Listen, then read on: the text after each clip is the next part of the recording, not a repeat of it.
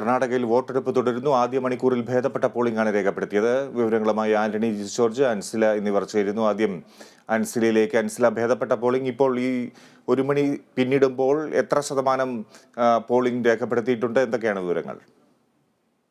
വിജി, 11 മണി വരെ 30% പോളിംഗ് രേഖപ്പെടുത്തിയിട്ടുണ്ടെന്നാണ് നമുക്കറിയാൻ സാധിക്കുന്നത്. ഭേദപ്പെട്ട നിലയിലുള്ള പോളിംഗ് തന്നെയാണ് ഇപ്പോൾ നടന്നുകൊണ്ടിരിക്കുന്നത്. രാവിലെ 7 മണി മുതലാണ് വോട്ടെടുപ്പ് ആരംഭിച്ചിട്ടുണ്ടായിരുന്നത്.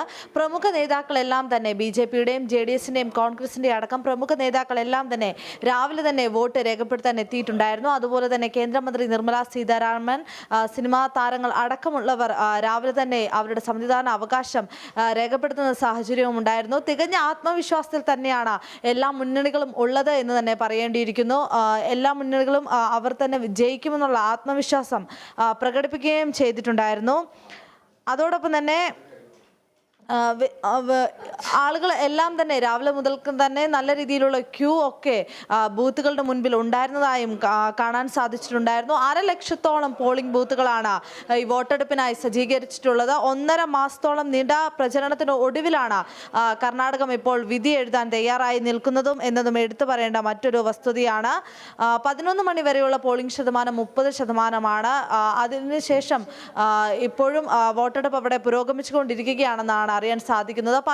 എടുത്തു പറയത്തക്ക രീതിയിലുള്ള പ്രശ്നങ്ങളൊന്നും ഇതുവരെയും ഒരു ബൂത്തുകളിലും രേഖപ്പെടുത്തിയിട്ടില്ല എന്ന് തന്നെ ആണ് അറിയാൻ സാധിക്കുന്നത്. അതോടൊപ്പം തന്നെ കർണാടക മുൻ മുഖ്യമന്ത്രി BS യെദ്യൂരപ്പ ശിവമോഗയിൽ വോട്ട് രേഖപ്പെടുത്താനായി എത്തിയപ്പോൾ 75% മുതൽ 80% വരെ വോട്ടർമാർ BJP-യെ പിന്തുണയ്ക്കുമെന്നാണ് അദ്ദേഹം പറഞ്ഞിട്ടുണ്ടായിരുന്നത്.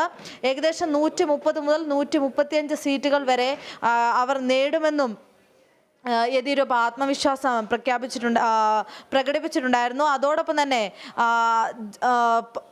കർണാടക മുഖ്യമന്ത്രി ബസവരാജ് ബൊമ്മയും കർണാടകയുടെ വികസനത്തിനായി വോട്ട് ചെയ്യാൻ ജനങ്ങളോട് രാവിലെ ആഹ്വാനം ചെയ്യുന്ന ഒരു സ്ഥിതിവിശേഷം ഉണ്ടായിരുന്നു. അതോടൊപ്പം തന്നെ കോൺഗ്രസ് നേതാവ് രാഹുൽ ഗാന്ധിയും കർണാടകയുടെ വോട്ട് സ്ത്രീകളുടെ അവകാശങ്ങൾക്കായി, യുവാക്കളുടെ തൊഴിലിന് വേണ്ടി, ദരിദ്രരുടെ ഉന്നമനത്തിന് വേണ്ടി ഇത്തരത്തിൽ കർണാടകയിലെ ജനങ്ങളോട് വോട്ട് ചെയ്യാൻ ട്വിറ്ററിലൂടെ അഭ്യർത്ഥിക്കുന്ന ഒരു സാഹചര്യവും ഉണ്ടായിട്ടുണ്ടായിരുന്നു. അതോടൊപ്പം തന്നെ DK ശിവകുമാർ കർണാടകയിൽ കോൺഗ്രസ് ഒറ്റയ്ക്ക് സർക്കാർ ഉണ്ടാക്കുമെന്ന ആത്മവിശ്വാസവും തൻ്റെ വോട്ട് രേഖപ്പെടുത്തിയ ശേഷം മാധ്യമങ്ങളോട് പങ്കുവെക്കുകയുണ്ടായിരുന്നു.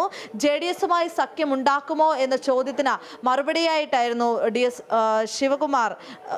DK ശിവകുമാർ ഇത്തരത്തിൽ ഒരു ആത്മവിശ്വാസം പ്രകടിപ്പിച്ചിട്ടുണ്ടായിരുന്നത്. സിദ്ധരാമയ്യ അടക്കമുള്ള പ്രധാന നേതാക്കളെല്ലാം രാവിലെ തന്നെ അവരുടെ വോട്ട് രേഖപ്പെടുത്തുന്ന സാഹചര്യമുണ്ടായിരുന്നു. ഫിജി.